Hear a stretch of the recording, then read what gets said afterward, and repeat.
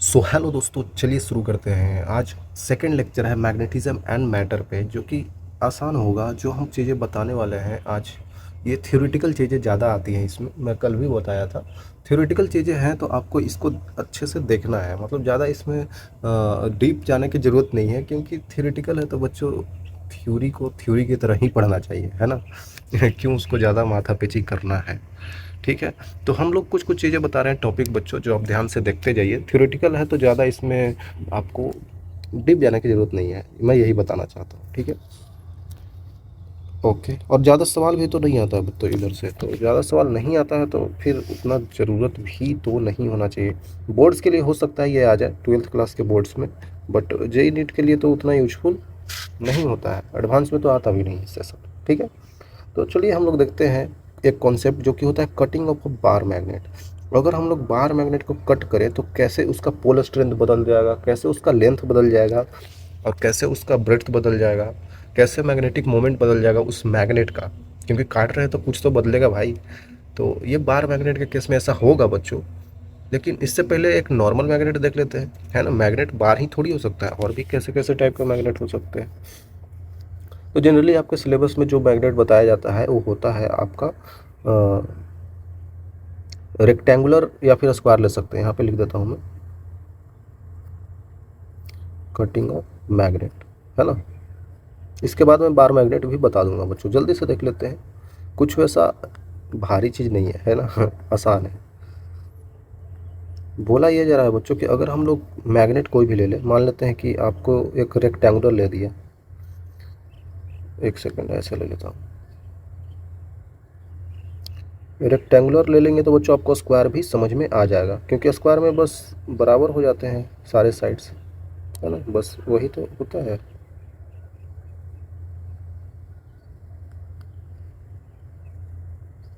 ठीक है,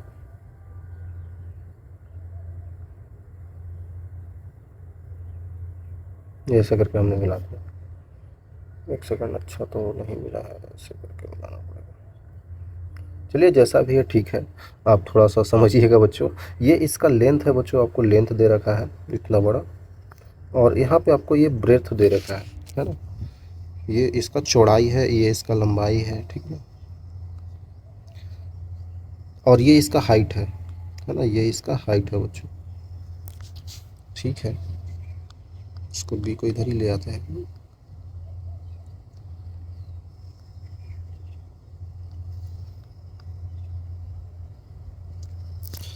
अब देखा जाए बच्चों, अगर हम इसको कट कर रहे हैं तो कट किधर से भी कर सकते हैं। मान लेते हैं कि इसको इस टाइप से हमने कट करते गए, है ना। इस टाइप से ऐसे कट कर रहे हैं,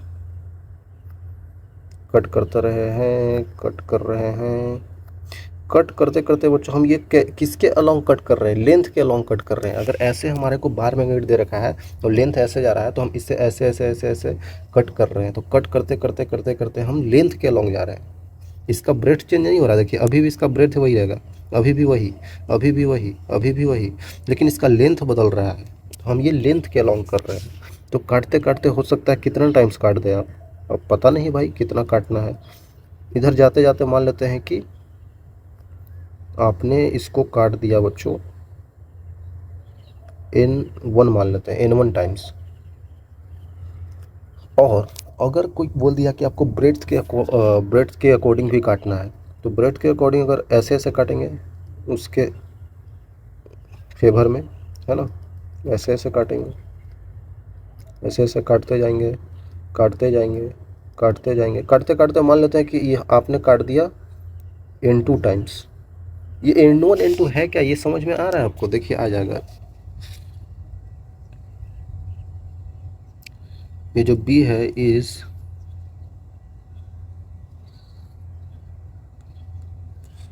कट इनटू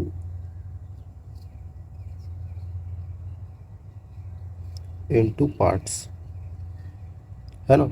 जो ब्रेड्थ है उसको इनटू पार्ट्स में कट किया गया है। उसी तरीके से यहाँ पे जो लेंथ है बच्चों हमारे पास इज कट इनटू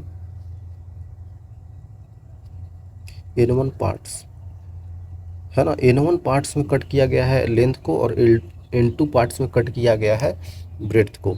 मतलब ऐसे समझिए ना, कोई भी मैग्नेट है, हम इसको ऐसे ऐसे काटते काटते मान लेते हैं 5 बार काट दिए, तो 5 टाइम्स काट दिया आपने, 5 पार्ट में काट दिया, इक्वल इक्वल होता है सारा, 5 इक्वल पार्ट्स में काट दिया आपने, लेंथ के अकॉर्डिंग आपने काट दिया 10 पार्ट्स में, तो आपने उसको 10 बराबर बराबर हिस्सों में बांट दिया उस तरीके से, ठीक है। तो मान लेते हैं इस टाइप के होगा। तो एक कोई भी एलिमेंट ले लिए बच्चों, मान लेते हैं कि ये एलिमेंट काटते काटते हम ये देख लिए, इस एलिमेंट को ले लेते हैं,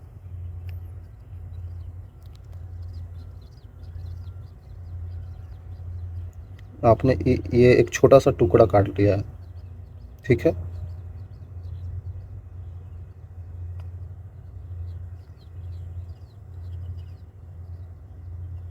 ऐसे करके काट लिया है। तो इसका देख सकते हैं बच्चों, इसका लेंथ क्या हो जाएगा, आप ऐसे समझिए ना, अगर हमने काट दिया, काटते काटते काटते N1 टुकड़ा काट दिया, N1 टुकड़ा काटने में मतलब N1 टुकड़ा जो हमने काटा है वो कितना लेंथ का था, L लेंथ का था, है ना। लेकिन अगर हमको एक टुकड़ा का लेंथ निकालना है, N1 टुकड़े जो है ना, N1 टुकड़े ऐसे ऐसे 1 2 3 4 5 6 ऐसे बढ़ते बढ़ते बढ़ते N1 तक बढ़ गया, तो पूरा N1 टुकड़े का लेंथ कितना है, L है ना बच्चों, समझ रहे हो ना। ये N1 टुकड़ा है जो मान लेते हैं 10 टुकड़े में काट दिया, तो 10 टुकड़े का लेंथ कितना है बच्चों, L है। तो एक टुकड़े का लेंथ कितना हो जाएगा, एक टुकड़े का लेंथ हो जाएगा L अपॉन N1, है कि नहीं। तो इसका लेंथ अगर हम निकालना चाहें तो ये हो जाएगा L अपॉन N1। उसी तरीक़ा से अगर आप इसका ब्रेड्थ निकालना चाहें, ये ब्रेड्थ है, ठीक है ना, तो ये कितना बढ़ जाएगा, B अपॉन N2, है कि नहीं बच्चों, समझ में आ रहा है। ये ब्रेड्थ को ऐसे ऐसे काटते जाए करते जाए करते जाए, जिस तरीक़ा से N1 पार्ट्स का लेंथ L है, उसी तरीक़ा से N2 पार्ट्स का लेंथ B है, और फिर B अपॉन यहाँ पे N2 हो जाएगा। उसी तरीक़े से इसको कर दिया, समझ में आ रहा होगा, आसान है। लेकिन एक बात ध्यान देना है बच्चों, इसका हाइट कभी बदल नहीं रहा है। अगर ये टुकड़ा ले लिए, अगला टुकड़ा अगर ये ले लिए, तो इसका हाइट तो वही है, इसका भी हाइट वही है। इधर से भी ले लीजिए आप ऐसे करके, इसका हाइट तो वही है बच्चों। ये हाइट जो है ना, ये रेक्टेंगुलर फ्रेम का, वो हाइट सब जगह बराबर ही है, तो ये हाइट तो एच ही रहेगा अभी भी, हाइट चेंज नहीं हो रहा है भाई। हाइट यहाँ भी है, हाइट यहाँ भी है, मतलब कि चेंज क्या हुआ, यहाँ पे एल का वैल्यू, इसमें बच्चों एल का वैल्यू चेंज हो गया L अपॉन N1 से, B का वैल्यू चेंज हो गया B अपॉन N2 से, और H जस का 10 रह गया। तो ये चीज़ें चेंज हुई है, ठीक है ना बच्चों, इस तरीके से चेंज हुई है। अब अगर हम आगे चले, आपको पता होगा कि इसका अगर हम यहाँ पे नॉर्थ पोल बना दें, देखिए एक अच्छा सा कलर ले लेते हैं, ठीक है। मान लेते हैं बच्चों यहाँ पे क्या है, साउथ पोल है, बड़ा सा अच्छा सा बना देता हूँ, और यहाँ पे बच्चों नॉर्थ पोल है, ठीक है।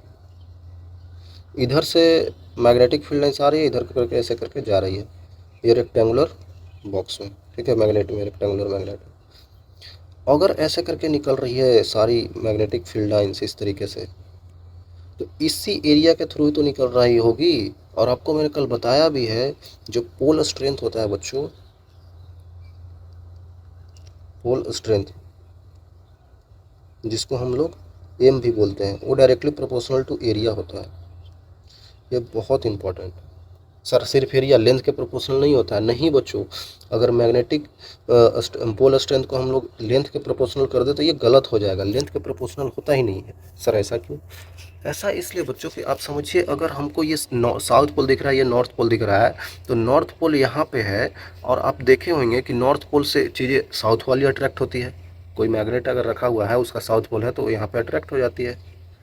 तो यहाँ पे इस तरीके से समझिए कि इतने सारे लोग हैं, छोटे छोटे लोग, क्योंकि छोटे छोटे माइक्रोस्कोपिक लेवल पे देखेंगे तो छोटे छोटे मैग्नेट से ही तो मिलके ये बड़ा सा रेक्टेंगुलर मैग्नेट बन गया है। तो इस एरिया के लिए मान लीजिए छोटा सा हमने काट लिया, ऐसे ही छोटे छोटे मैग्नेट्स मिलके तो ये बड़ा सा नॉर्थ पोल बना है। तो छोटे छोटे नॉर्थ पोल का अपना स्ट्रेंथ होगा, ये छोटे से एरिया के लिए, छोटे से नॉर्थ पोल के लिए अपना इसका स्ट्रेंथ होगा, इसका अपना होगा। तो धीरे धीरे सबको जोड़ते जाए तो हमको पूरा पोलर स्ट्रेंथ नॉर्थ पोल का यहाँ पे मिल जाता है। तो अगर इसको काट देंगे तो ये एरिया छोटा हो जाएगा ना बच्चों। अगर एरिया छोटा हो जाएगा तो इसका पोल स्ट्रेंथ भी घट जाएगा। लेंथ से क्यों नहीं घटेगा सर, लेंथ से इसलिए नहीं घटेगा कि अगर आप प्रैक्टिकल जाए, अगर आपके पास कोई बाहर मैग्नेट हो, आप उसको बीच से तोड़ दीजिए, आप इमेजिन कीजिए कि शुरू में जो जो भी मैग्नेटिक मटेरियल है, लोहा है, जो भी है, उस चीज़ को चिपका रहे थे मैग्नेट से, तो चिपक जा रहा था। अगर उसको आप बीच से लेंथ के अकॉर्डिंग अगर उसको तोड़ देंगे तो यहाँ पे नॉर्थ बन जाएगा, फिर यहाँ पे साउथ बन जाएगा। तो अब इससे चिपकाएंगे ना, फिर भी वो उतना ही पावर से चिपकेगा जो भी मैग्नेटिक मटेरियल होगा मैग्नेट से। मतलब कि उसका पोलर स्ट्रेंथ कम नहीं हुआ, बिल्कुल नहीं, क्योंकि आपने लेंथ के अकॉर्डिंग उसको ब्रेक किया है। अगर आपने उसको ब्रेथ के अकॉर्डिंग ब्रेक कर देते, ये अलग पार्ट, ये अलग पार्ट, तब उसका पोल स्ट्रेंथ घट जाता, तब वो कम अट्रैक्ट कर पाता चीज़ों को। इसलिए हमको पता चल गया कि एरिया का प्रोपोर्शनल है। ये सब चीज़ें हुआ होगा उस टाइम पे, है ना, जो भी साइंटिस्ट लोग थे ऐसा किए होंगे, तो एरिया का प्रोपोर्शनल आता है, सिंपल सी बात है। ठीक है, तो अगर देखा जाए बच्चों, तो यहाँ पे अगर पोलर स्ट्रेंथ देखा जाए एम, तो यहाँ पे कुछ मान लेते हैं इस पीस, ये जो पीस थोड़ा सा हमने काट लिया है, इसका पोलर स्ट्रेंथ एम डैश है। तो एम डैश जो है यहाँ पे वो कितना हो जाएगा, वो भी डायरेक्टली प्रोपोर्शनल टू एरिया हो जाएगा, है ना। एरिया डैश लिख लेते हैं। तो एम डैश का वैल्यू जो आएगा वो प्रोपोर्शनल टू एरिया। यहाँ पे एरिया कितना है बच्चों, क्योंकि नॉर्थ पोल इधर है तो इसका एरिया ये लेंगे ना हम लोग, ये ध्यान रखना है, ये नहीं एरिया ले लेना है किधर से भी कुछ भी। नॉर्थ पोल इधर है, साउथ पोल इधर है, तो एरिया ये वाली लेंगे ना। तो इधर का एरिया ये क्या है, देख सकते हैं आप। एरिया मतलब इस ये गुने ये कर देंगे, एच गुने बी अपॉन इंटू एच। ठीक है, और यहाँ पे पोलर स्ट्रेंथ कितना है, एम का value proportional to area. Area यहाँ पे कितना है, बी इंटू एच। चलिए यहाँ पे ये है, यहाँ पे ये आ गया। तो उसी सेम तरीके से समझ सकते हैं आप, जैसा एरिया के प्रोपोर्शनल था उसी तरीके से एम इसके प्रोपोर्शनल आ गया। तो अब हम लोग मैग्नेटिक मोमेंट भी लिख सकते हैं। मैग्नेटिक मोमेंट क्या होता है बच्चों, मैग्नेटिक मोमेंट जो कि एम से डिनोट करते हैं वो होता है पोलर स्ट्रेंथ इनटू लेंथ। ठीक है, तो यहाँ पे कितना हो जाएगा, पोलर स्ट्रेंथ कितना है, बी एच है इंटू लेंथ, लेंथ तो एल ही है। ठीक है, कर दिया हमने।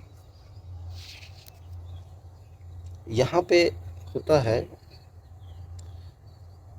एम डैश लिख देते हैं यहाँ पे, तो यहाँ पे हो जाएगा M dash into L dash. तो यहाँ पे देख सकते हैं एम डैश का वैल्यू कितना है, B H upon into L dash का वैल्यू कितना है, एल डैश तो यही है, आप एल डैश समझ रहे हैं ना, यही तो है, एल अपॉन एन वन। तो एम वेक्टर जो है, एम डैश लिख देते हैं हम लोग, वो कितना आ गया, B H L upon N one into, और बी एच एल जो था वो इनिशियल मैग्नेटिक मोमेंट था, तो initial magnetic moment upon N one into, आ गया आंसर। तो यही हो गया हमारा यहाँ पे एम डैश का value, M upon N one into. बिल्कुल सिंपल सा है बच्चों। ठीक है, तो हमको मैग्नेटिक मोमेंट ही निकालना था, तो हम बस ऐसे ही करते हैं, पोलर स्ट्रेंथ का प्रोपोर्शनल देख लेते हैं, एरिया का है, पोलर स्ट्रेंथ जो है जैसे एरिया अक्सर वेरी कर रहा है वैसा ही वेरी करेगा। सिंपल है यार, इस तरीके से बस काटना है मैग्नेट को। अगर ये मैग्नेट स्क्वायर दिया रहे तो जिसमें कि ये सेम हो जाएगा, मतलब कि ये N1 ये N2 सेम हो जाएगा, क्योंकि सेम पार्ट्स में कट कर रहे हैं हम लोग। एल और बी भी सेम ही हो जाएगा, सब कुछ सेम हो जाएगा, तो N1 N2 को भी सेम रख देंगे। तो मान लेते हैं कि जहाँ पे N1 N2 रख दें यहाँ पे एन स्क्वायर आ जाएगा। सिंपल हो जाएगा बच्चों, वो तो और सिंपल हो जाएगा। ये तो रेक्टेंगुलर लिया था आपको समझाने के लिए, बार मैग्नेट तो और आसान हो गया। अब आपको बार मैग्नेट समझ में आ गया होगा, क्योंकि बार मैग्नेट कुछ इस तरीके से होता है। ठीक है, बार मैग्नेट कुछ इस तरीके से होता है बच्चों।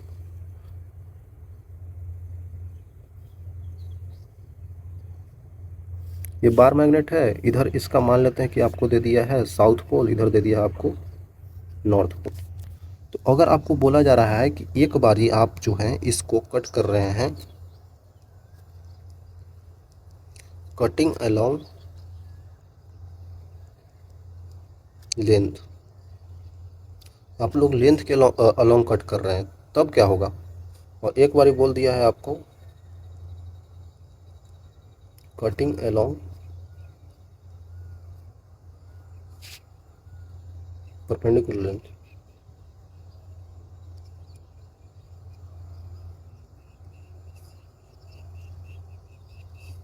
यहाँ पर लिख देते तो पैरेलल टू लेंथ है, मतलब लेंथ के पैरेलल काट दिया है। तो लेंथ के पैरेलल जब आप काटेंगे बच्चों तो समझिएगा आप ऐसे ही तो काटेंगे, बीच से काटना है, ये बात ध्यान रखना है। बीच से काट देंगे यहाँ पे, और इसमें काटेंगे तो इसमें कैसे काटेंगे बच्चों, इसके लिए परपेंडिकुलर टू लेंथ ऐसे काटेंगे, है ना। ठीक है थोड़ा सा आवाज़ आ रहा होगा, अभी एरोप्लेन जा रहा ऊपर से। अब समझिएगा अगर हम लोग पैरेलली लेंथ के पैरेलल काट रहे हैं, ये तो इसका लेंथ ही है, ये इसका लेंथ है, ठीक है। अब की बार इसका एरिया आपको ए दे रखा है, ये एरिया ए है, ठीक है बच्चों, एरिया ए दे रखा है। और आपको पता होगा साउथ पोल को हम लोग minus of negative of polar strength लेते हैं, इसको हम लोग पॉजिटिव ऑफ पोलर स्ट्रेंथ लेते हैं, इसको यहाँ लेंगे, ठीक है। ये सब चीज़ें तो पता ही होगा। तो अब हम काटेंगे तो किस स्टेप से काटेंगे, इस तरीके से काटेंगे।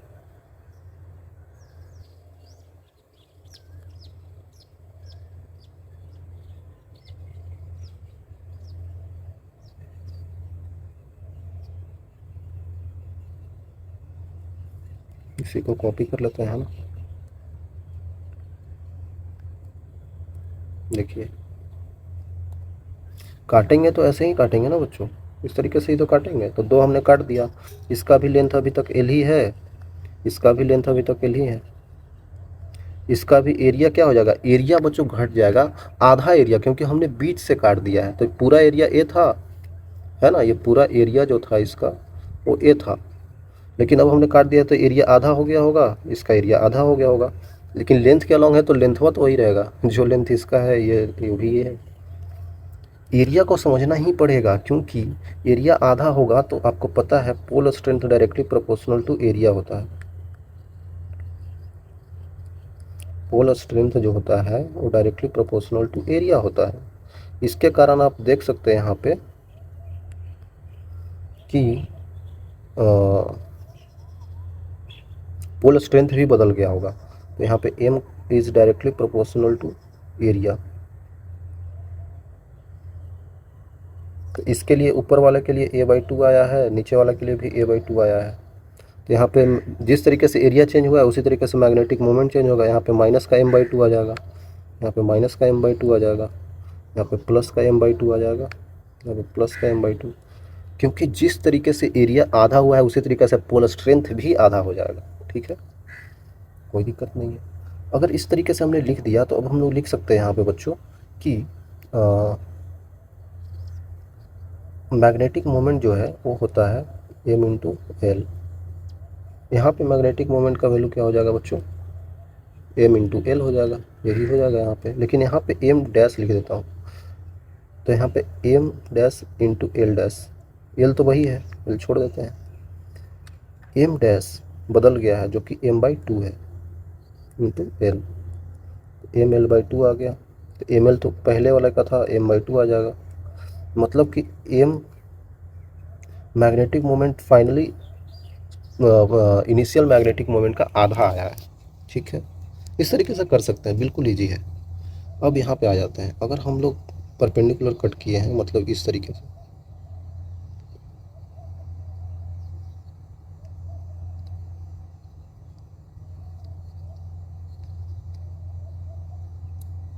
ठीक है, इस तरीके से आपने कट कर दिया है बच्चों।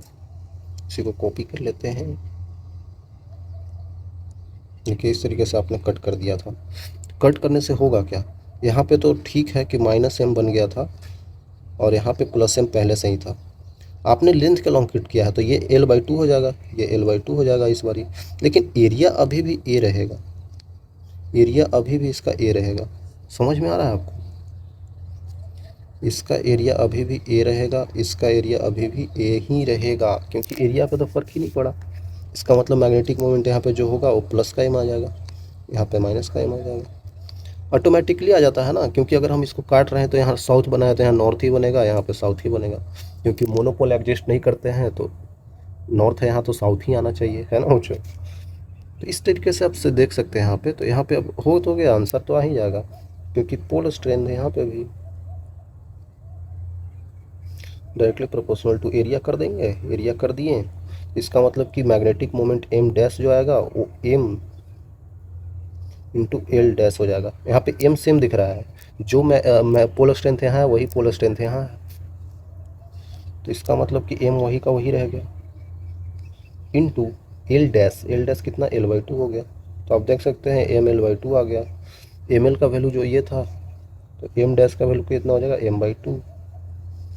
यहाँ पे भी आधा हुआ है, यहाँ पे भी आधा हुआ है, मतलब कि फाइनली अगर हम पैरेलल टू लेंथ या परपेंडिकुलर टू लेंथ अगर बार मैग्नेट को कट करते हैं तो मैग्नेटिक मोमेंट आधा ही आएगा दोनों केस में। ये चीज़ समझ में आ रहा है बच्चों? बिल्कुल इजी है यार, बिल्कुल इजी है, कोई दिक्कत नहीं होना चाहिए अभी तक, ठीक है।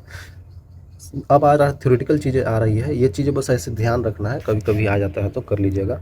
चलिए जल्दी जल्दी थ्योरेटिकल चीज़ें देख लेते हैं। Magnetic field lines of forces क्या बोला जाता है? Magnetic field can be represented with the help of set of lines और curves called magnetic lines of forces. ये बोल रहा है इस तरीके से कि मतलब कि अगर कहीं पे मैग्नेटिक फील्ड बन रहा है, मैग्नेटिक फील्ड कैसे बनता है, कोई भी अगर हमने ले लिया कहीं पे, मान लेते हैं कि करंट लूप ले लिया, वहाँ पे मैग्नेटिक फील्ड बन जाता है। कहीं पे हम लोग मैग्नेट ले लिया, कहीं पे करंट कैरिंग वायर ले लिया,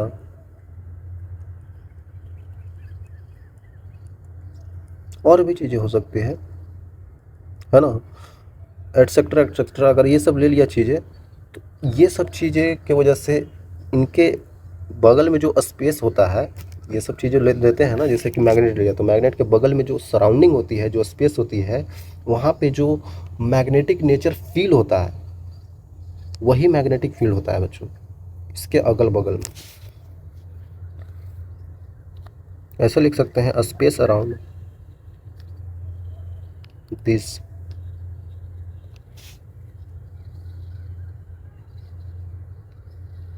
magnetic material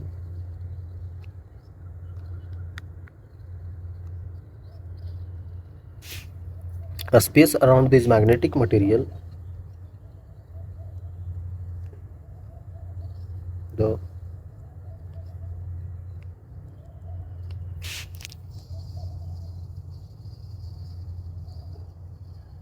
properties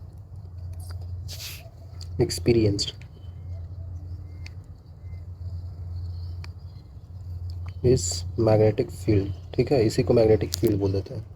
तो मतलब जो स्पेस अराउंड होता है ना इनके चीज़ें के बीच में, इनके इनके इनके बीच में नहीं, मतलब अगल बगल में, सराउंडिंग में, वहाँ पे मैग्नेटिक प्रॉपर्टीज शो होता है। क्योंकि कोई भी मैग्नेट के पास में कोई मैग्नेटिक मटेरियल लाएंगे तो अट्रैक्ट होगा, क्योंकि वो उसके स्पेस में आ गया, वो उसके मैग्नेटिक फील्ड के स्पेस में आ गया, तो वही तो मैग्नेटिक फील्ड है बच्चों वही तो उसका फील्ड है। जिस फील्ड में अगर कोई चीज़ आकर उससे अट्रैक्ट हो जाता है, उससे रिपेल हो रहा है, जहाँ तक उसका प्रभाव पड़ रहा है, तो वही तो उसका फील्ड है। मेरा फील्ड है कि भाई इतना दूर को मैं संभाल सकता हूँ, इससे आगे कुछ होगा तो मैं नहीं संभाल सकता, तो ये मेरा फील्ड हो गया। जो भी आपका नाम है अपने नाम से फील्ड बना सकते हैं, है ना। होता है ना, किसी का बोलते हैं औकात कितनी है, औकात, औकात जो होते हैं बच्चों, वो किसी भी बेसिस पे लोग जज कर लेते हैं आजकल कि भाई पैसा कितना है, पावर कितना है, ये सब चीज़ें पे जज कर लेते हैं। तो बोलते हैं कि औकात कितना है, तो कितना आपका फील्ड है, इस फील्ड तक आप चीज़ों को संभाल सकते हैं। और भी बोला जाता है, बहुत सारी चीज़ें। अब तो जेनजी में तो बहुत कुछ चीज़ें चलता है बच्चों। चलिए हम अपने टॉपिक पे आते हैं। Magnetic field can be represented with the help of set of field lines. तो ये बोल रहा है कि मैग्नेटिक लाइन ऑफ फोर्सेज क्या होती है, जो फील्ड में फोर्स लग रही है उसको एक लाइन से ड्रॉ किया जाता है, एक लाइन से नहीं, बहुत सारे लाइन से जो ड्रॉ कर दिया जाता है, जिस तरीके से ऐसे समझ सकते हैं।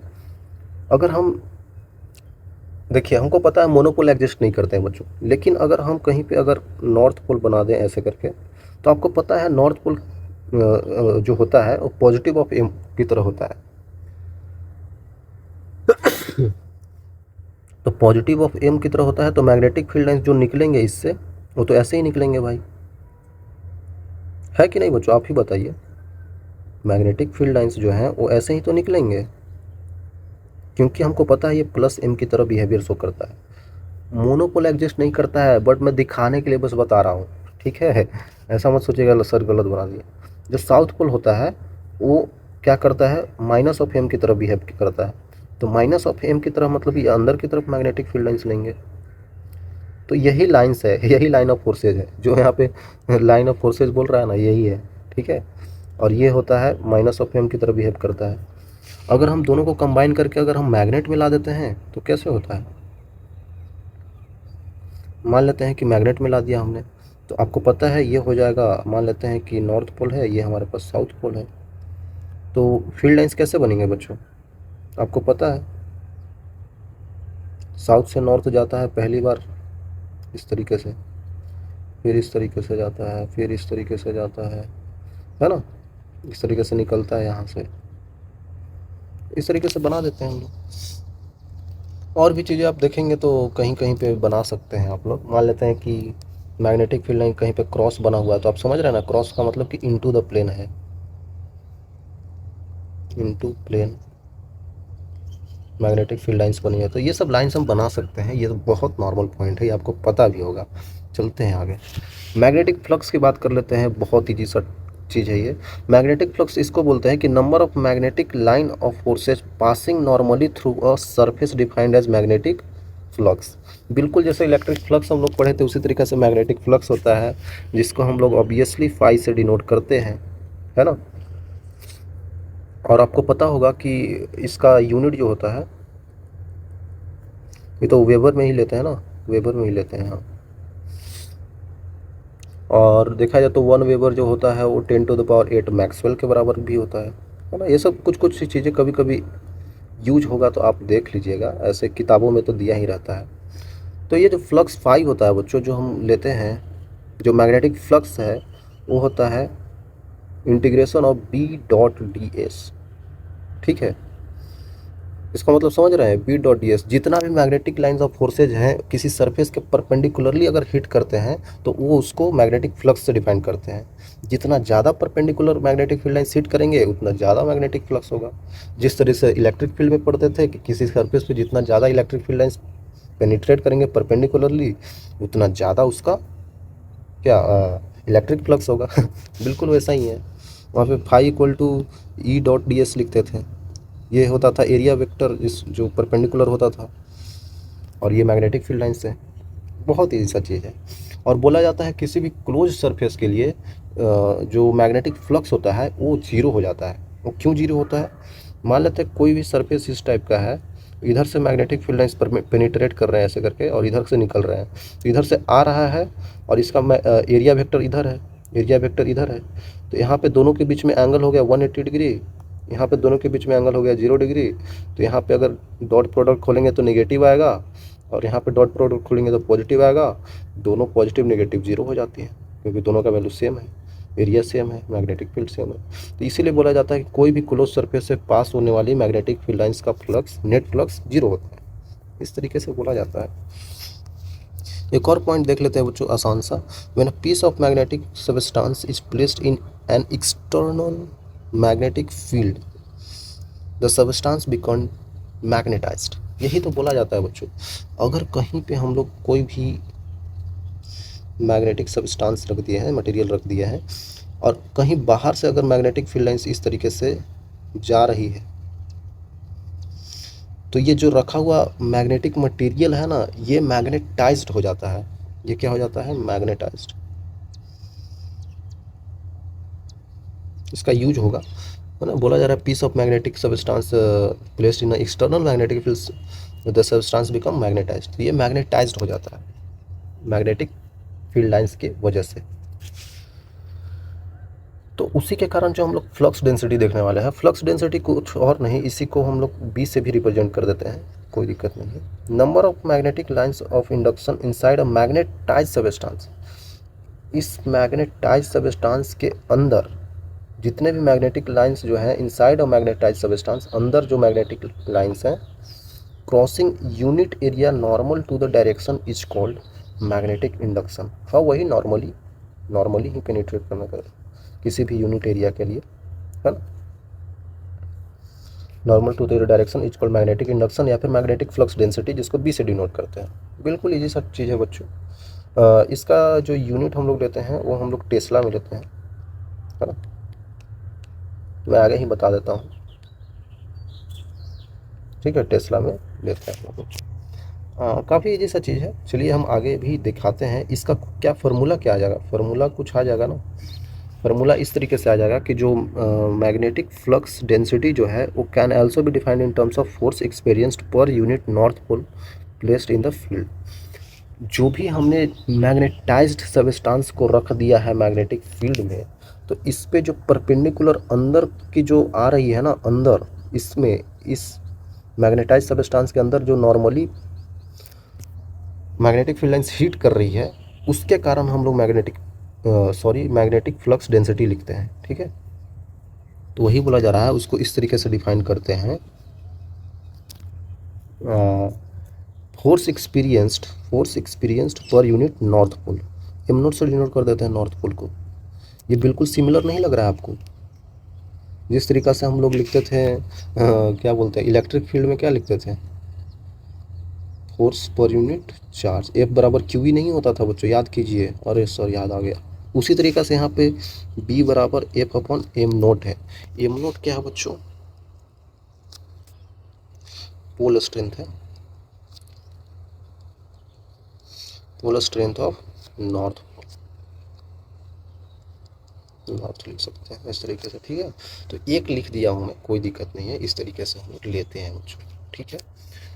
काफ़ी ईजी है बच्चों, कोई दिक्कत नहीं होना चाहिए आपको। ये रिलेट कर सकते हैं आप, जिस तरीके से वहाँ होता था उस तरीके से तो यहाँ भी है, बस चार्ज को हम लोग एम नोट से रिप्रेजेंट कर दिए हैं, ठीक है, और इलेक्ट्रिक फील्ड को मैग्नेटिक फील्ड से। अब मैग्नेटिक परमिएबिलिटी जो होती है वो भी बहुत ईजी सा चीज़ है, जिसको हम लोग म्यू से डिनोट करते हैं, ठीक है। तो इसका मतलब क्या होगा, अगर हम लोग म्यू से डिनोट करते हैं तो it is a degree of extent, degree और एक्सटेंट है which magnetic lines of forces enter a substance is denoted by mu. ये तो मैं बोल ही दिया, म्यू से डिनोट करते हैं। Characteristics of medium which allows the magnetic flux to pass through it is called permeability. अच्छा, मतलब इस तरीके से बोल सकते हैं कि ये एक इस टाइप का समझिए ना, किसी भी मीडियम का करेक्टरिस्टिक्स है, मतलब उसका एक प्रॉपर्टी टाइप चीज़ है, ठीक है, जो अलाउ करता है मैग्नेटिक फ्लक्स को अपने से पास होने देता है, जो मैग्नेटिक फ्लक्स को अपने से पास होने देता है ना। जितने भी फील्ड लाइंस जा रहे हैं वो किसी सबस्टांस से उसको पास होने देता है ना। ये बहुत अच्छे से समझ में आ जाएगा। Permeability of soft iron 1000 times greater than air होता है। अगर एयर में मैग्नेटिक फील्ड लाइंस ऐसे जा रही है, कोई दिक्कत नहीं है, जाने दीजिए बच्चों, ये मैग्नेटिक फील्ड लाइंस है, ये जा रही है, कोई दिक्कत नहीं है, एयर में है, कहाँ पे, एयर में। लेकिन यही मैग्नेटिक फील्ड लाइंस को अगर हम किसी सॉफ्ट आयरन से गुजारते हैं जो बहुत ही ज़्यादा ये किसी सॉफ्ट आयरन से गुजारते हैं जिसका जो है ना, क्या बोलते हैं, मैं भूल रहा हूँ वर्ड, जो अपने अंदर बहुत सारे मैग्नेटिक फील्ड लाइंस को समा लेता है, इसको हम लोग कौन सा मटेरियल बोलते हैं, मेरे को याद नहीं आ रहा है बच्चों। फेरो मैग्नेटिक मटेरियल बोलते हैं ना, हाँ फेरो मैग्नेटिक बोलते हैं। ये आगे आएगा टॉपिक, ठीक है ना। ये सॉफ्ट आयरन है, इसका प्रॉपर्टी ही ऐसा होता है। तो सॉफ्ट आयरन क्या करता है, ये बहुत सारे मैग्नेटिक फील्ड लाइंस को अपने तरफ अट्रैक्ट कर लेता है।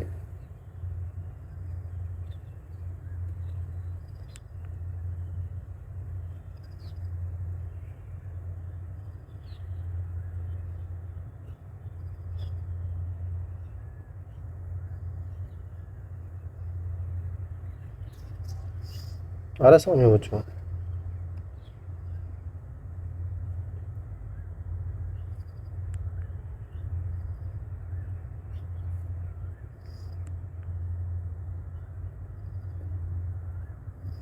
इस तरीके से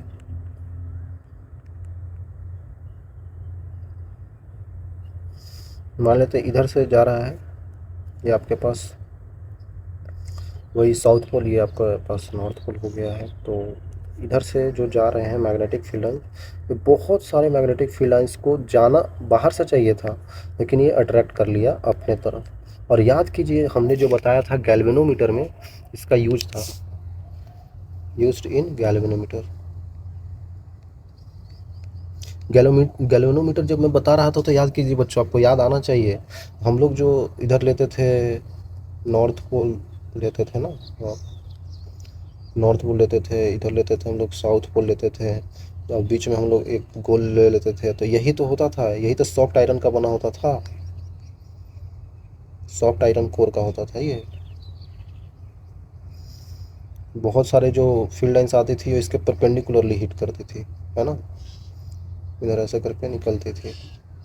याद कीजिए बच्चों यहाँ पे, इसीलिए हम लोग सॉफ्ट आयरन कोर लेते थे, क्योंकि इसका प्रॉपर्टी होता है कि बहुत सारे मैग्नेटिक फील्ड लाइंस को अपने से गुजारता है, अपने तरफ अट्रैक्ट कर लेता है। तो इसी कारण से इसका परमिएबिलिटी जो होता है सॉफ्ट आयरन का, वो 1000 टाइम्स ज़्यादा होता है, 1000 टाइम्स ज़्यादा होता है एयर से। समझ में आ रहा है? मतलब म्यू ऑफ सॉफ्ट आयरन जो है वो 1000 टाइम्स ज़्यादा है म्यू इन एयर से। एक छोटा सा एक एग्जांपल था, ठीक है, इस तरीके से आप समझ सकते हैं। तो परमिएबिलिटी को अगर आप देखा जाए तो हम लोग इलेक्ट्रिक फील्ड में क्या करते थे, जहाँ पे इलेक्ट्रोस्टैटिक्स पढ़ते थे वहाँ पे भी इसके जगह पे क्या आता था, परमिटिविटी आता था, है ना। इलेक्ट्रिक फील्ड जो था इलेक्ट्रोस्टैटिक्स में, इलेक्ट्रोस्टैटिक में जो होता था ना बच्चों, वो वहाँ पे आता था हमारे पास परमिटिविटी, जिसको हम लोग एप्सिलॉन से डिनोट करते थे, है ना, एप्सिलॉन से डिनोट करते थे। लेकिन अब हमारे पास क्या है, मैग्नेटोस्टैटिक्स है, मैग्नेटिज्म बोल देते हैं चलिए मैग्नेटिज्म में क्या है, हम लोग यहाँ पे क्या यूज करते हैं, परमिएबिलिटी, ये परमिएबिलिटी यूज करते हैं, जिसको हम लोग म्यू से डिनोट करते हैं, ठीक है। तो यही अंतर है दोनों में, वहाँ पे परमिटिविटी था, यहाँ पे परमिएबिलिटी है। तो चीज़ें कुछ कुछ इस तरीके से बता देता हूँ मैं। Permeability of permeability of free space क्या होता है बच्चों, फ्री स्पेस, या फिर कहीं कहीं पे एयर भी लिख दिया जाएगा, तो उसका होता है बच्चों म्यू नोट। आपको पता है म्यू नोट का वैल्यू क्या होता है, म्यू नोट बाई 4 पाई × 10⁻⁷ आता है ना आप चाहें तो यूनिट लिख सकते हैं इसका, उस तरीके से फोर्स का यूज कर सकते हैं, F = mu naught by 4 pi I dl × r, तो यूनिट लिख लीजिएगा, यूनिट अभी मैं नहीं लिख रहा हूँ।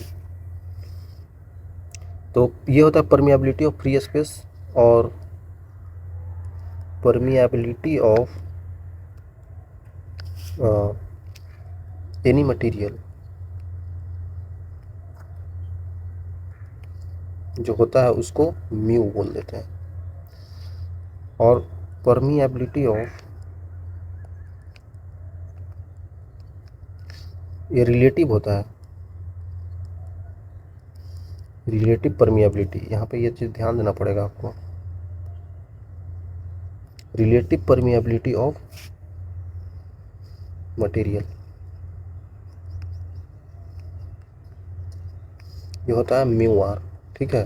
तो आपको ये समझ में आना चाहिए, रिलेटिव परमिएबिलिटी हम किसी चीज़ का लिखते हैं, कहीं पे लिखते हैं तो रिलेटिव परमिएबिलिटी लेते हैं, तो म्यू आर जो होता है बच्चों वो हो जाता है म्यू अपॉन म्यू नॉट हो जाता है। इसीलिए बोल देते हैं कि म्यू का वैल्यू जो आता है म्यू नॉट म्यू आर आता है, ठीक है। क्योंकि म्यू आर जो हमने लिखा है ना बच्चों वो रिलेटिव है, म्यू आर जो हमने लिखा है वो रिलेटिव परमिएबिलिटी है।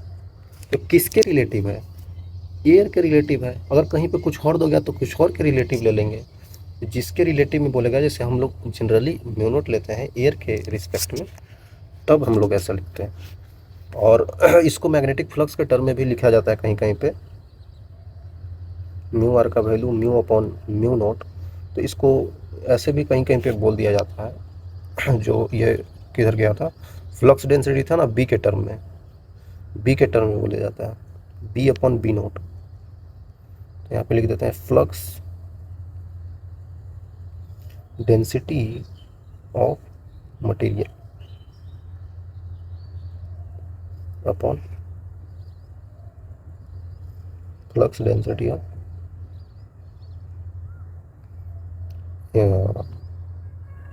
फ्री स्पेस,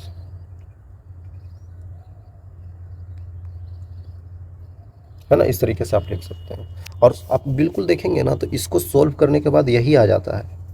क्यों आ जाता है सर? अरे भाई अभी तो बताया आपको बच्चों, बी का वैल्यू नहीं बताया हमने, वो एफ अपॉन क्या आ रहा था, म्यू आ रहा था, है कि नहीं। तो आपको पता होगा कि जो हम लोग एफ लेते हैं वो क्या लेते हैं, म्यू नोट बाई 4 पाई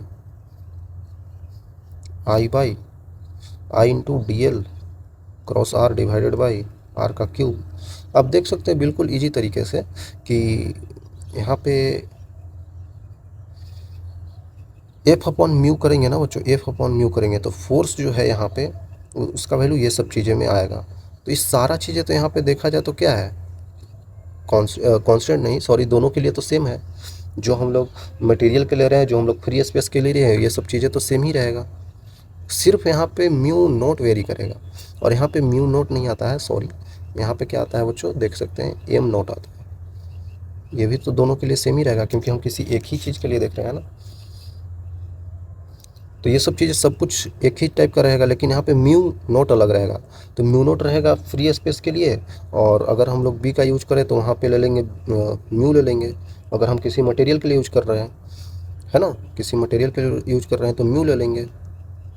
तो ये ऊपर आ जाएगा, तो बी अपॉन बी नोट कितना हो जाएगा, म्यू अपॉन म्यू नोट ही हो जाएगा, है कि नहीं। तो इसको सोल्व करने के बाद बिल्कुल यही आ जाएगा, ठीक है, क्योंकि b डायरेक्टली प्रोपोर्शनल टू, यहाँ पे b directly proportional to mu ही आ रहा है। एफ का वैल्यू में म्यू आता है, म्यू नोट बाई 4 पाई करके, है ना। तो b directly proportional to mu ही तो हो गया, तो इसीलिए डायरेक्टली ऐसे करके लिख सकते हैं। ये छोटी छोटी चीज़ें हैं बच्चों, कहीं कहीं पे यूज होगा तो देख लीजिएगा, बहुत ज़्यादा थ्योरेटिकल है। पढ़ते पढ़ते बच्चे सो भी जाते हैं, कितने लोग सो गए हैं। सोना नहीं है, अभी तो सुबह हुआ है।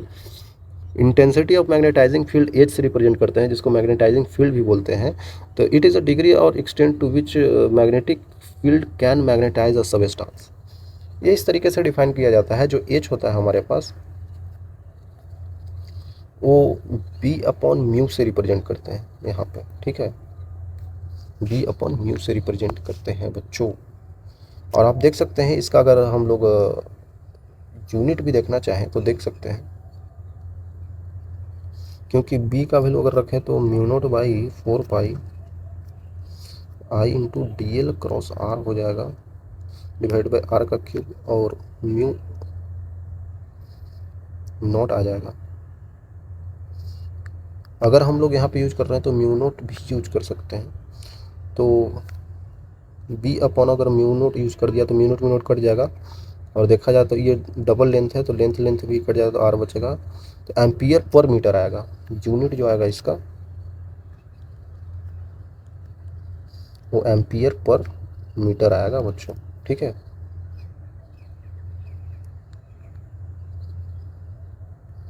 आई थिंक क्लियर होगा आपको, आई थिंक क्लियर। ओके, तो अब आगे चलते हैं, और इसको इस तरीके से भी रिप्रेजेंट कर सकते हैं अगर किसी भी डायमेंशन में रिप्रेजेंट करना है। बस थ्योरेटिकल चीज़ें है, ये सब कुछ किताबों में लिखा हुआ है बच्चों। Ampere into L minus 1 T0 M0, इस तरीके से आप रिप्रेजेंट कर सकते हैं, ठीक है। चलिए आगे चलते हैं। बस इस तरीके से आपको देखना है कि कहीं पे अगर magnetizing intensity of magnetizing field की बात किया जाए तो वहाँ पे हम लोग बी अपॉन म्यू से रिप्रेजेंट कर सकते हैं चीज़ों को। अगर म्यू नोट लेना होगा तो फ्री स्पेस में लेंगे, मटेरियल का लेना होगा तो सिर्फ म्यू ले लेंगे, ठीक है, सिर्फ ले लेंगे, कोई दिक्कत नहीं है। अब आ गया दूसरा टॉपिक बच्चों, जिसमें बोला जा रहा है कि इंटेंसिटी ऑफ मैग्नेटाइजेशन, जिसको आई से रिप्रेजेंट करते हैं। ये क्या होता है, it is a degree to which the substance magnetized when placed in magnetic field. किस डिग्री तक कोई सबस्टांस मैग्नेटाइज होता है उसी को आई से रिप्रेजेंट करते हैं। It can be also defined as the pole strength per unit cross sectional area of substance, या फिर induced dipole moment per unit volume. बोल रहा है कि आई को रिप्रेजेंट करने के लिए हम इस तरीके से कर सकते हैं कि pole strength upon cross sectional area, जो हम लोग मैग्नेट ले रहे हैं, बार मैग्नेट। और या फिर इस तरीके से भी लिख सकते हैं कि, और आई का वैल्यू ऐसे भी लिख सकते हैं, induced dipole moment upon volume. बिल्कुल इजी ही तो है, आप यहीं से देख लीजिए। Dipole moment m into L होता है, वॉल्यूम l इंटू एरिया होता है। एल कट जाएगा तो magnetic strength whole strength upon area आ जाएगा। यही तो आई है और यही तो यहाँ पे आया है, सेम आ गया। बिल्कुल इस तरीके से भी देख सकते हैं। और आपको पता होगा कि इसका अगर हम लोग लिखना चाहें यूनिट तो लिख सकते हैं। एम का यूनिट क्या होता है, क्योंकि एम एल और एन आई ए बराबर होता है, तो एम का यूनिट हो जाएगा एम्पियर मीटर, एम्पियर मीटर। ठीक है, ये क्या है, पोल स्ट्रेंथ। पोल स्ट्रेंथ का यूनिट ये हो जाता है, तो ampere metre upon ampere, sorry नीचे एरिया है, अच्छे से लिखना पड़ेगा, कंफ्यूज हो जाएंगे बच्चे। ये एरिया है, तो एरिया मीटर स्क्वायर में होता है, तो अब हम लोग लिख सकते हैं यूनिट इसका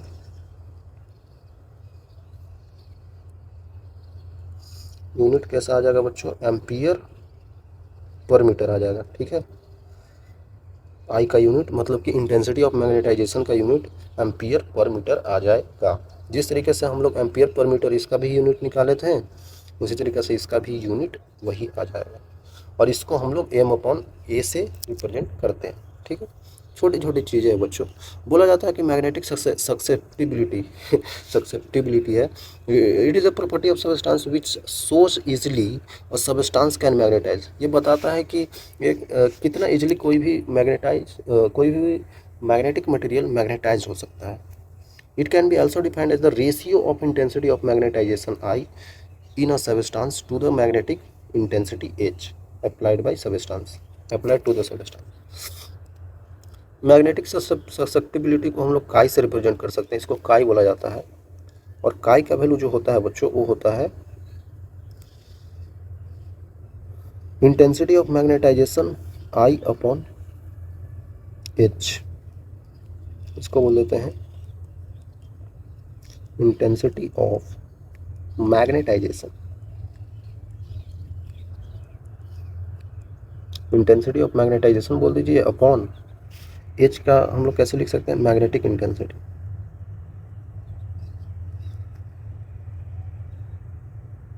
ठीक है, इस तरीके से हम लोग डिफाइन करते हैं, कर दिए। आपको पता होगा यहाँ पे काई का अगर हम लोग यूनिट देखना चाहें, यूनिट तो क्या हो जाएगा, ये यूनिट ऊपर आई होता है, तो आई का वैल्यू क्या आया था, आई का वैल्यू क्या आया था बच्चों, बताइए बताइए, मैं तो भूल नहीं गया ना सर आप खुद बोल जाते हो। ये आया था और उधर आया था क्या, बी अपॉन म्यू नॉट। तो देखा जाए तो इन दोनों का यूनिट जो आया था एम्पियर पर मीटर, नीचे भी एम्पियर पर मीटर, तो दोनों सेम यूनिट का है, तो यहाँ पे यूनिट लेस हो जाएगा। तो काई क्या होता है, यूनिट लेस होता है एंड डायमेंशन लेस भी हो जाएगा, डायमेंशन लेस भी हो जाएगा, क्योंकि समझ रहे हैं ना बच्चों कैसे हो सकता है, क्योंकि दोनों का यूनिट सेम है, तो दोनों तो आपस में ही कट जाएगा। आई थिंक क्लियर होगा बच्चों, इस तरीके से आप समझ सकते हैं चीज़ों को। तो मैग्नेटिक सक्सेप्टिबिलिटी को इस तरीके से रिप्रेजेंट करते हैं। रिलेशन बिटवीन परमिएबिलिटी एंड सक्सेप्टिबिलिटी, ये म्यू और काई के बीच में रिलेशन देखना चाहते हैं, तो हम लोग निकाल सकते हैं। क्योंकि एक हमको चीज़ पता है कि टोटल मैग्नेटिक फ्लक्स जो डेंसिटी होता है B of a material is the sum of magnetic flux density of in vacuum, ये म्यू नॉट लिखा हुआ है। ठीक है, प्रोड्यूस्ड बाय मैग्नेटाइजिंग फोर्स। ठीक है, magnetic and magnetic flux density due to magnetization of material B M. मतलब कि बोला जा रहा है कि अगर टोटल मैग्नेटिक फ्लक्स देखा जाए, टोटल मैग्नेटिक फ्लक्स जो होता है बच्चों, वो होता है magnetic flux density B naught जो वैक्यूम में होता है,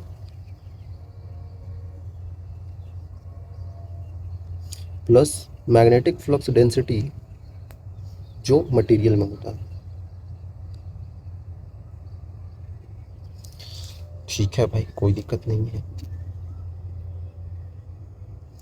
तो टोटल को हम लोग बी टी से रिप्रेजेंट करते हैं, इसको बी नोट से रिप्रेजेंट करेंगे, इसको बी एम से रिप्रेजेंट कर देंगे। तो बी नोट का वैल्यू क्या हो जाएगा, बी नोट का वैल्यू कितना हो जाएगा, हमें फ्लक्स डेंसिटी देखना है। हमने बताया था फ्लक्स डेंसिटी जो आया था बच्चों वो कितना आया था,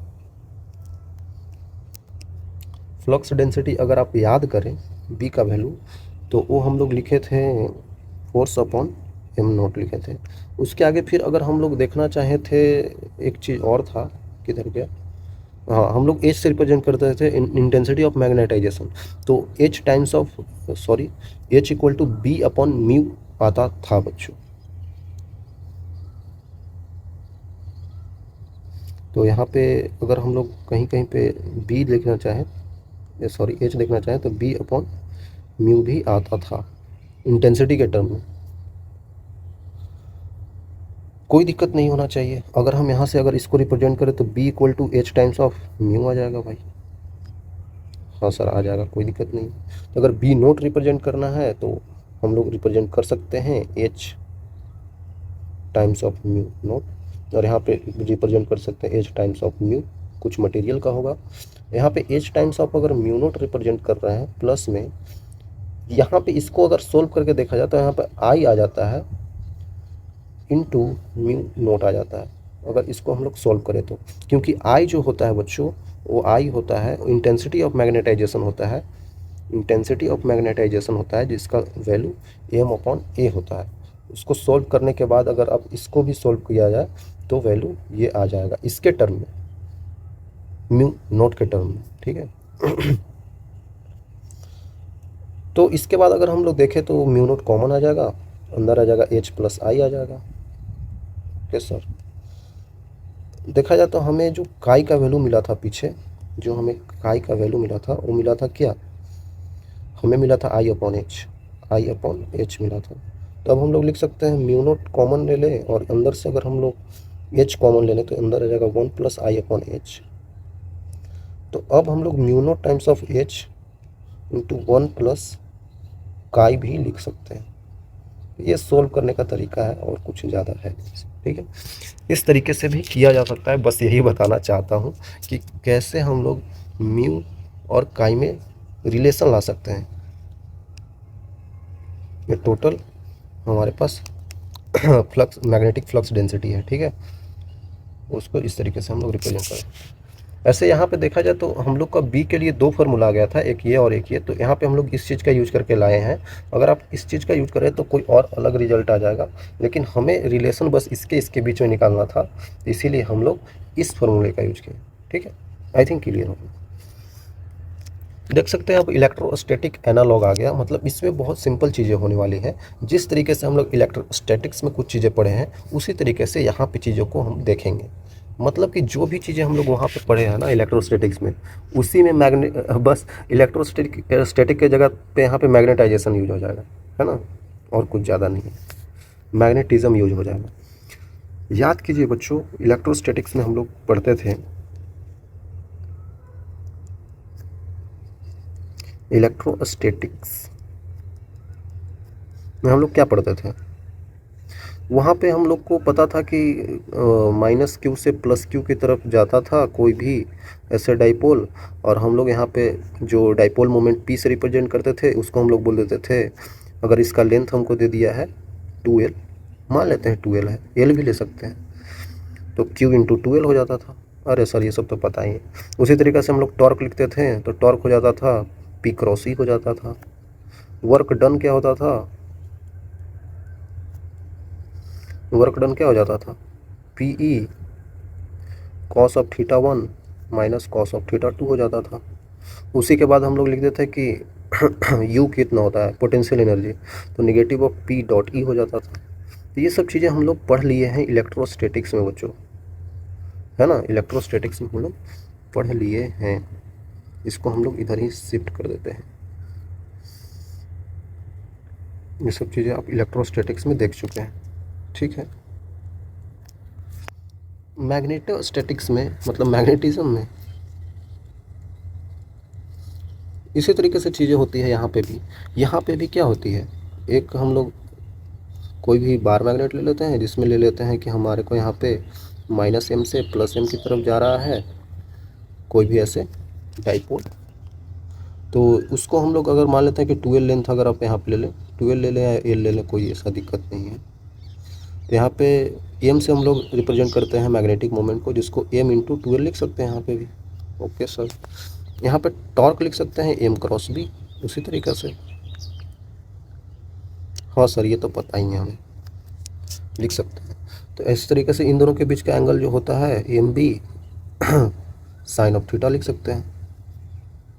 ये हो गया एंगल बिटवीन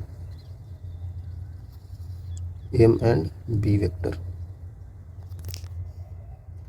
तो अब चाहे तो आप वर्क डन भी लिख सकते हैं। वर्क डन क्या होता है?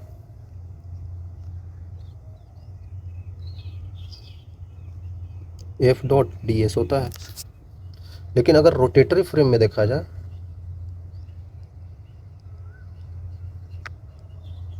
ये सब चीज़ें मैं बता चुका हूँ मैं फिर से बता रहा हूँ। ये पहली बार तो हम लोग बताए थे इलेक्ट्रोस्टैटिक्स में, फिर अभी पिछले चैप्टर में भी बताए हैं, जहाँ पे मूविंग चार्जेज एंड मैग्नेटिज्म था। उसके बाद मैग्नेटिज्म एंड मैटर में फिर से आ गया, तो मैं फिर से बता रहा हूँ। तो आपको भी चीज़ें बच्चों ये सब सीख लेना है, और खुद से कभी कभी पेपर पर लिखना है, क्योंकि खुद से लिखेंगे तो आपको जल्दी से रिकॉल हो जाएगा, और आप एग्ज़ाम में भी कभी भूलेंगे नहीं, सही सवाल करके आएंगे। तो रोटेटरी फ्रेम में वर्क डन क्या होता है? टाउ इंटू डी थीटा होता है। भाई डी एस मतलब कि लीनियर डिस्प्लेसमेंट, डी थीटा मतलब कि एंगुलर डिस्प्लेसमेंट, एफ मतलब कि फोर्स, टाउ मतलब कि टॉर्क।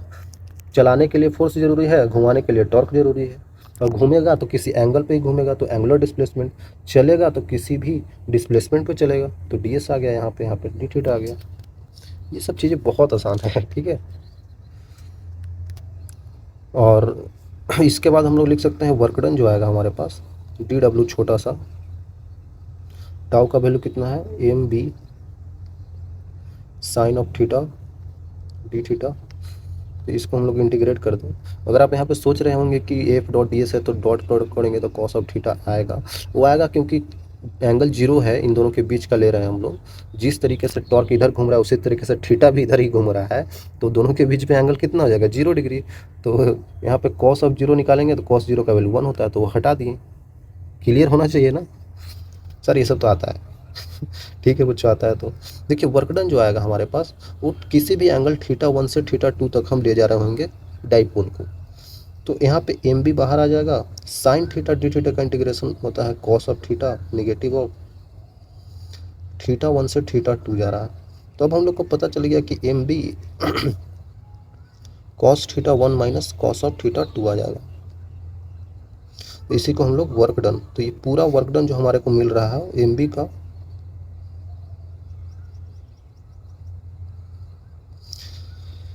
एम बी का cos of theta 1 minus cos of theta 2 मिल रहा है। ये वर्क डन, ये क्या वर्क डन है? वर्क डन जो हमने किया है, कैसे किया है वर्क डन? अरे भाई मान लेते हैं ये इस तरीके से रखा हुआ था कोई डाइपोल, ठीक है, ये माइनस एम से प्लस एम की तरफ, और मैग्नेटिक फील्ड लाइन से ऐसा करके जा रही थी, ठीक है। ये मैग्नेटिक फील्ड लाइन से बी है, ठीक है। तो मान लेते हैं इसको हमको इस तरीके से घुमाना है किसी एंगल पे। मान लेते हैं कि हमको किसी एंगल थीटा पे इसको घुमाना है, तो घुमाने के लिए इस यहाँ पे ये भाई इस तरीके से रखा हुआ है, हमको इस तरीके से रखा हुआ दिया है, हमको ऐसे घुमाना है, तो हम इस फोर्स लगा रहे हैं ना, बाहर से वर्क डन हो रही है ना, तो हम इस पे फोर्स लगा के हम इसको इधर घुमा रहे हैं, ठीक है। तो वही जो एक्सटर्नल वर्क डन है वो ये आ रहा है, ये एक्सटर्नल वर्क डन है जो हमने काम किया है इस पे, इसको एक एंगल से दूसरे एंगल पे घुमाने के लिए। मान लेते हैं थीटा 1 एंगल है, यहाँ पे थीटा 2 हो गया, तो दोनों का डिफरेंस लेंगे तो कितना एंगल आएगा? थीटा एंगल आएगा, है ना। इस एंगल पे रखा हुआ था, ये अब यही एंगल नहीं हो सकता है पहले से ये हो और हमको ऐसे ले जाना हो, तो हम ले जा रहे हैं ना, तो हमारे द्वारा वर्क डन किया गया है, तो उसका वैल्यू ये होता है, ठीक है।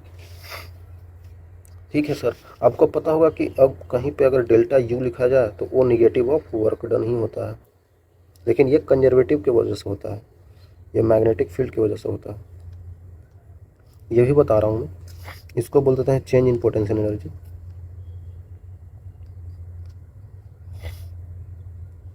Change in potential energy.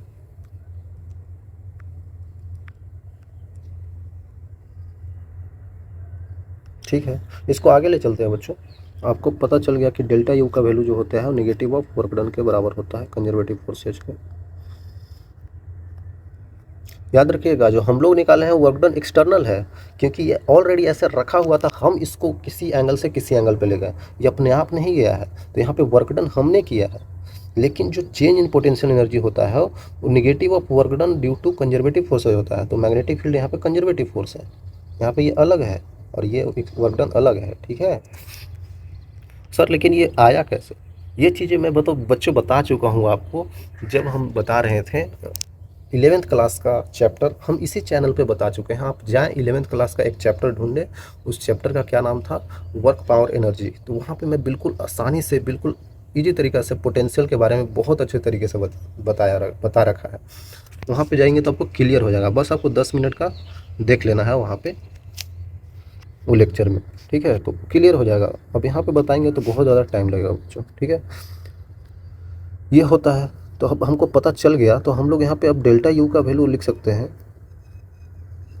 Negative of work done due to magnetic field की वजह से होता है। लेकिन हमको पता है हम ये धीरे धीरे कर रहे हैं, स्लोली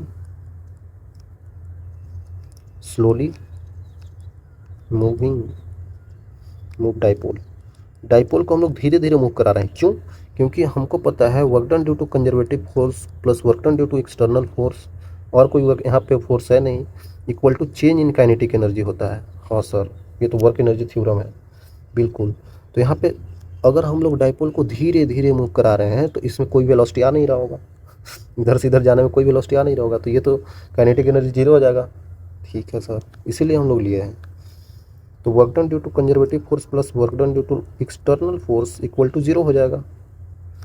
और कंजर्वेटिव फोर्स यहाँ पे मैग्नेटिक फील्ड ही तो है, equal to negative of external work done. तो आपको पता चल गया कि work done due to magnetic field का value negative of work done due to external force आ रहा है। तो डेल्टा यू का वैल्यू अब लिख सकता हूँ negative work done due to external force, जो कि work done due to external force के बराबर आ जाएगा। मतलब कि डेल्टा यू का वैल्यू जो हमारे पास आने वाला है वो कितना आने वाला है, एम बी का cos theta 1 minus cos theta 2,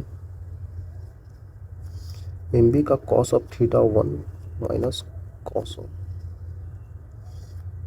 theta 2। अब आप देख सकते हैं यहाँ पे कि U2 माइनस U1 कर देंगे, क्योंकि चेंज इन पोटेंशियल एनर्जी है ना, final potential energy minus initial potential energy equal to M B का cos of theta 1 minus cos of theta, M B का कॉस ऑफ थीटा 2 आ जाएगा। तो अब देखा जाए तो रिलेट कैसे करेंगे आप, यहाँ पे U2 माइनस U1 है और यहाँ पे क्या आ रहा है, यहाँ पे हमारे को आ रहा है एम बी, अरे यार एम बी 3 बार कर दे रहा हूँ, negative of M be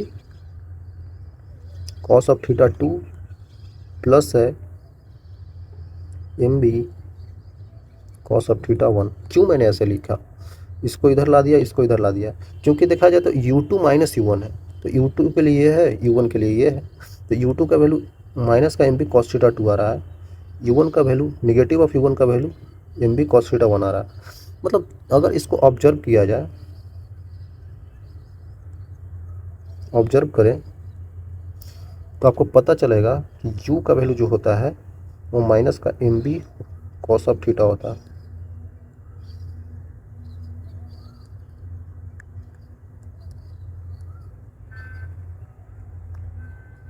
in general तो U का वैल्यू हो जाएगा माइनस का एम डॉट बी।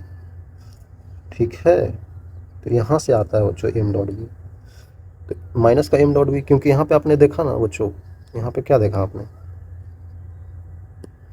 इलेक्ट्रोस्टैटिक्स में आपने तो देखा ना U का वैल्यू जो हो रहा था, क्या हो रहा था, आपने देखा कि U का वैल्यू माइनस का P डॉट ही आ रहा, तो उसी तरीके से यहाँ पे U का वैल्यू माइनस का M डॉट भी आ गया है ना बिल्कुल सेम तरीके से आया है। तो ये सब चीज़ें आप समझ सकते हैं बच्चों, बिल्कुल आसान है। तो एक चीज़ और बताना चाहता हूँ, कहीं पे आप लोग देखेंगे कि डाइपोल रहता है तो वहाँ पे स्टेबल इक्विलिब्रियम होता है, अनस्टेबल इक्विलिब्रियम होता है। तो कहीं पे अगर स्टेबल इक्विलिब्रियम है, इक्विलिब्रियम, कहीं पे अनस्टेबल है,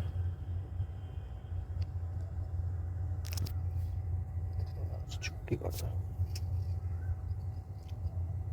ठीक है, एक अनस्टेबल है, एक स्टेबल है। तो आपको पता है जहाँ पे स्टेबल इक्विलिब्रियम होता है, जहाँ पे स्टेबल होता है वहाँ पे मिनिमम पोटेंशियल एनर्जी होता है। जिसके पास मिनिमम पोटेंशियल एनर्जी है वहाँ पे तो ज़्यादा चीज़ स्टेबल रहेगा ना बच्चों। कोई भी बॉल रखे हैं तो किसी हाइट पर रखेंगे तो वहाँ पे अनस्टेबल रहेगा, कोई बॉल को नीचे रखेंगे तो ज़्यादा स्टेबल रहेगा ना। तो मिनिमम पोटेंशियल एनर्जी जो होता है वो स्टेबल इक्विलिब्रियम को बताता है। यहाँ पे पोटेंशियल एनर्जी का वैल्यू मिनिमम होना चाहिए और यहाँ पे पोटेंशियल एनर्जी का वैल्यू मैक्सिमम होना चाहिए। तो देख सकते हैं मिनिमम कब आएगा,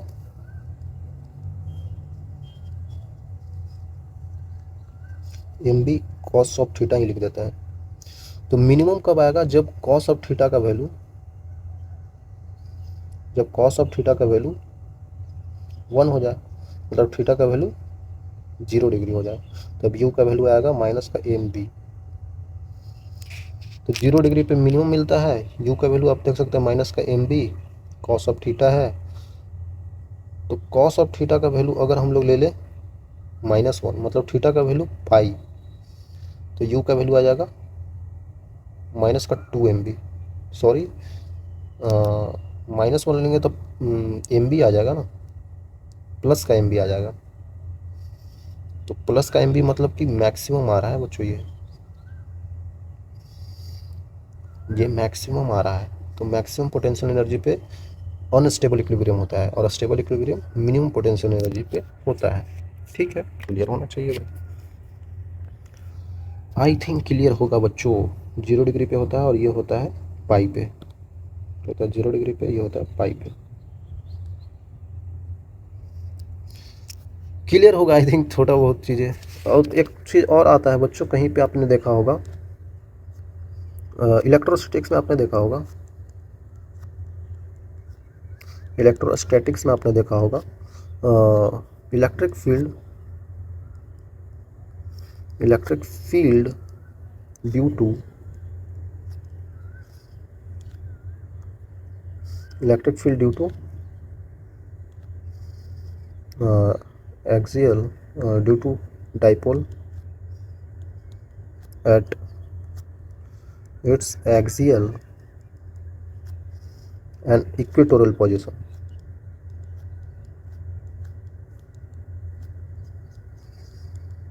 ये सब चीज़ आपने अगर याद होगा आप तो समझ पा रहे होंगे आप।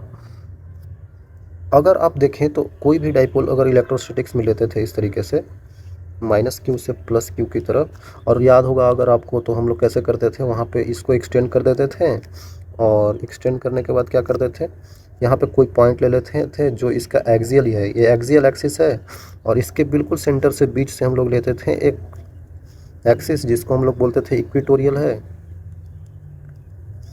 ये इक्वेटोरियल है, ठीक है। और यहाँ पे भी कोई पॉइंट ले लेते थे, यहाँ पे कोई पी पॉइंट है, यहाँ पे कोई क्यू पॉइंट है, सॉरी यहाँ पे एस लिख लेते हैं, कोई भी पॉइंट है, पी डैश मान लेते हैं। तो ये सब पॉइंट लेते थे और आपको दिया होता था कि इनके बीच का लेंथ जो होता है वो 2l है ना।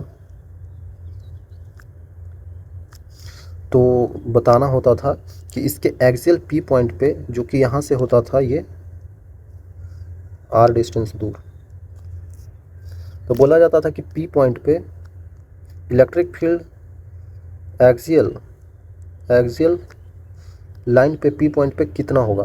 तो हम लोग लिखते थे 2kp/r3। अगर आपको याद हो, याद आता कैसे था बच्चों, तो आसान तरीका था ना, +q की वजह से यहाँ पे इलेक्ट्रिक फील्ड बाहर की तरफ, नेगेटिव की वजह से मैग्नेटिक फील्ड अंदर की तरफ। अब देखा जाए जो बड़ा है छोटा है उसमें से घटा देंगे। दूरी आपको पता है, इसके यहाँ से दूरी कितना है, ये पूरा r है, यहाँ से यहाँ तक ये r है, r में से यह घटा देंगे l, r - l है। ये दूरी यहाँ से कितना दूरी है, ये r है, r + l है। तो ये सब चीज़ें दूरी वगैरह करके हम लोग, क्योंकि हमें पता था बच्चों, हमें पता था कि वहाँ पे इलेक्ट्रिक फील्ड का वैल्यू जो होता था, पहले तो फोर्स का वैल्यू हम लोग लिखते थे, फोर्स कितना होता था, F बराबर क्यू ही लिखते थे ना।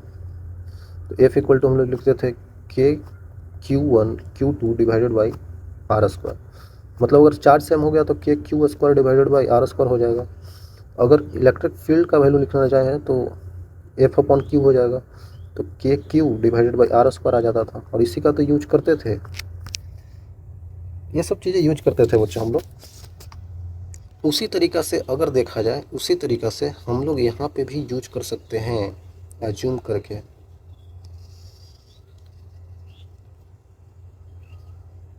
उसी तरीक़े से यहाँ पे भी यूज किया जा सकता है इस तरीके से। यहाँ पे क्या हो जाएगा कि यहाँ पे एफ जो है वो magnetic field times of M हो जाएगा यहाँ पे, ठीक है। और जिस तरीके से हम लोग K Q one Q two divided by R square force लिख रहे थे डाइपोल की वजह से, यहाँ पे भी मैग्नेटिक डाइपोल की वजह से मैग्नेटिक फोर्स लिख पाएंगे हम लोग, जो कि एफ बराबर हो जाएगा म्यू नोट बाई 4 पाई। यहाँ पे यूज होता है mu naught by 4 pi m1 m2, मतलब यहाँ पे तो सेम ही रहता है M square divided by R square. उसी तरीके से इलेक्ट्रिक फील्ड का वैल्यू लिखना चाहें, मतलब कि यहाँ पे तो मैग्नेटिक फील्ड की तरह होगा, वो कितना हो जाएगा mu naught by 4 pi M divided by R square, इस तरीके से। तो जिस तरीके से वहाँ पे किए थे इलेक्ट्रोस्टैटिक्स में बच्चों, उसी तरीके से यहाँ पे मैग्नेटिज्म में भी, मैग्नेटोस्टैटिक्स में भी कर सकते हैं, ठीक है। वहाँ पे इलेक्ट्रिक फोर्स था, यहाँ पे मैग्नेटिक फोर्स, बिल्कुल उसी तरीके से। बस यहाँ वहाँ पर चार्ज को हम लोग एम से रिप्लेस कर रहे हैं, ठीक है। चार्ज को हम लोग एम से रिप्लेस कर रहे हैं। तो आपको पता होगा एक्सियल पॉइंट पे ये आता था, उसी तरीके से इक्वेटोरियल पॉइंट पे आता था के पी बाई आर क्यूब आता था। ये आप निकाल सकते हैं बच्चों, मैंने निकाल रखा है वहाँ पे, इसीलिए मैं बार बार कर रही हूँ। यहाँ से आप इसको मिला दीजिए, ऐसे मिला दीजिए, तो ये दूरी कितना हो जाएगा, ये यहाँ पे आर रहता है, ये एल है, ये हो जाएगा root over L square plus R square. ये और सिंपल हो जाता है, तो कर सकते हैं। ये तो एक्सियल और इक्वेटोरियल पे हो गया।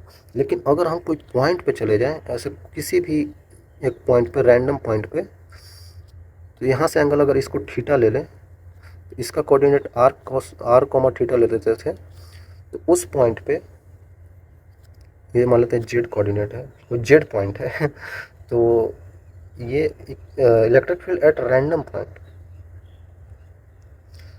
पॉइंट इन स्पेस, किसी भी रैंडम पॉइंट पे लिखते थे तो कैसे निकालते थे बच्चों, याद कीजिए, K P by R cube into root over 3 cos का स्क्वायर ऑफ थीटा प्लस 1 लेते थे। ये भी सॉल्व करने पे आ जाता था, मैंने ये भी करा रखा है वहाँ पे, ठीक है। अब जाएँ वो लेक्चर देखें बच्चों, बिल्कुल इजी तरीके से आपको समझ में आ जाएगा। तो जिस तरीके से ये सब लिखे हैं, उसी तरीके से यहाँ पे मैग्नेटिक फील्ड में भी लिख देंगे। यहाँ पे करना कुछ नहीं है, यहाँ पे के का वैल्यू जो होता था, यहाँ पे के का वैल्यू हम लोग क्या लिखते थे 1/4 पाई एप्सिलॉन नोट। बस यही करना है, 1/4 पाई एप्सिलॉन नोट का वैल्यू को म्यू नोट बाई 4 पाई से रिप्लेस करना है, ठीक है। रिप्लेस करना सीखिए, तब आपको सॉल्व हो जाएगा आसानी से। तो इस तरीके से हम लोग कर सकते हैं बच्चों, बिल्कुल कर सकते हैं। तो चलिए ये चीज़ों को एक जगह पे हम आसानी से लिख देते हैं, सारी चीज़ों को जो हम ये लाए थे ना, इसीलिए लाए थे कि आपको मैं बता दूं, एक जगह पे आसानी से लिख दूं, ताकि आपको अच्छे से सब कुछ समझ में आ जाए।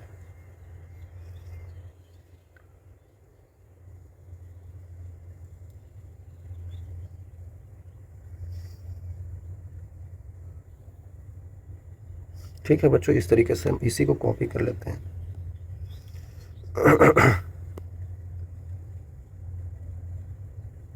ठीक है, कोई दिक्कत नहीं होना चाहिए। और एक जगह इलेक्ट्रोस्टैटिक्स का लिख देते हैं, एक जगह मैग्नेटोस्टैटिक्स का लिख देते हैं, इस तरीके से करके, है ना। ओके ज़्यादा इधर है क्या, यहाँ पे देखा जाए, आपको देखिए करना एक ही चीज़ है आपको। यहाँ पे हम लोग क्या लेंगे, इलेक्ट्रोस्टैटिक्स लेंगे। तो आपको करना क्या है कि जो हम लोग चार्ज लेते थे उसको रिप्लेस करना है एम से। जो हम लोग 1/4 पाई एप्सिलॉन नोट लेते थे, जिसका के का वैल्यू होता था ये, इसको रिप्लेस करना है म्यू नोट बाई 4 पाई से। आपको रिप्लेस करना है इलेक्ट्रिक फील्ड को मैग्नेटिक फील्ड से, ठीक है। और भी चीज़ें कुछ रिप्लेस होता है क्या? इसी को बस करना है आपको, ठीक है। तो यहाँ पे ये चीज़, ये पार्ट जो है इलेक्ट्रोस्टैटिक्स के लिए है।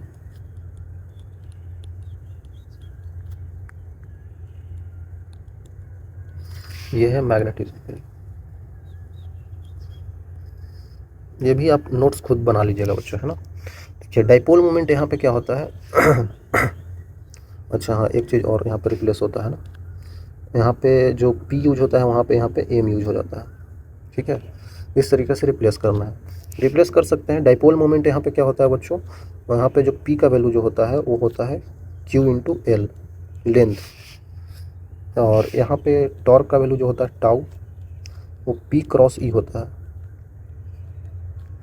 यहाँ पे पोटेंशियल एनर्जी जो होता है बच्चों, पोटेंशियल एनर्जी जो होता है हमारे पास, उसको देखते हैं। पहले वर्क डन निकले देते हैं। वर्क डन जो होता है P E cos theta 1 minus cos of theta 2 होता है। फिर उसके बाद हम लोग पोटेंशियल एनर्जी लिख देते हैं माइनस का P dot E equal to minus का P E cos of theta. देखिए अब वही आ गया एक्सियल इक्वेटोरियल। तो आपको पता है इलेक्ट्रिक फील्ड हम लोग एक्सियल पे लिखते थे बच्चों 2kp/r3। आपको आर भी मैंने आगे सब कुछ बता रखा है, आर कौन सा है क्या है। यहाँ पे 2 इंटू के का वैल्यू लिख सकते हैं 1/4πε0 इंटू p/r3, इस तरीके से भी लिख सकते हैं, ठीक है।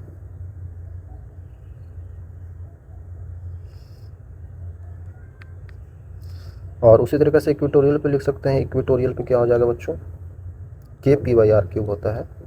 ये सब चीज़ें मैंने सॉल्व ऑलरेडी कर रखा है, इसलिए मैं कर नहीं रहा हूँ। 1/4πε0 p/r3। अब किसी रैंडम पॉइंट पे देखा जाए तो रैंडम पॉइंट पे बिल्कुल ईजी हो जाता है।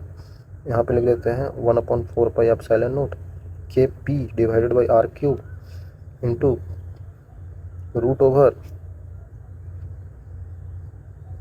cos square of theta minus +1, sorry, ठीक है।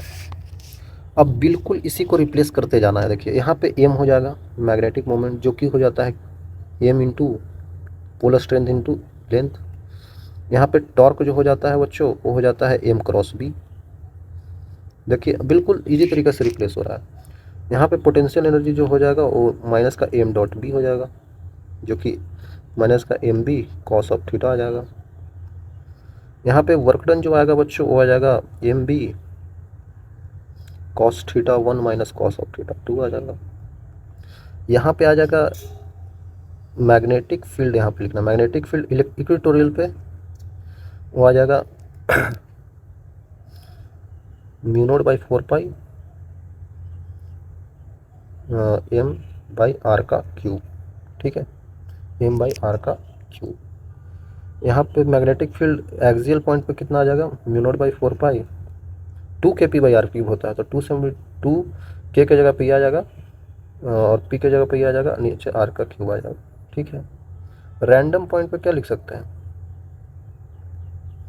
μ0/4π kp/r3 m/r3 इंटू √3 cos का स्क्वायर ऑफ थीटा +1, ठीक है। इसको भी लिख सकते हैं। सब कुछ तो इजी ही हो गया बच्चों, बस रिप्लेस करना चाहिए।